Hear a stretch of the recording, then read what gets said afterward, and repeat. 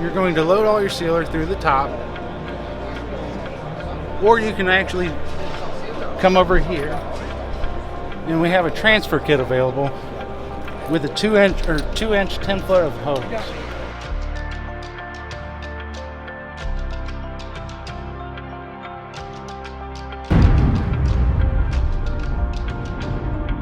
The power horse behind this is a compressor.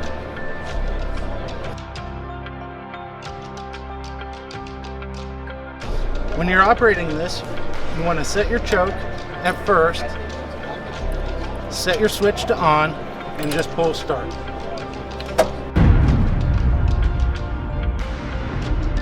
So once your tank is full of sealer, what you're going to want to do when you're getting ready to spray is open your main valve.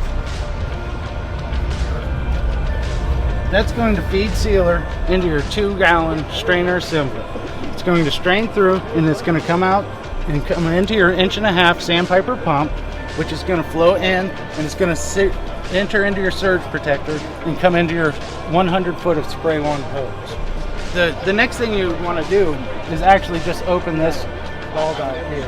That's going to feed your spray wand hose into your spray wand.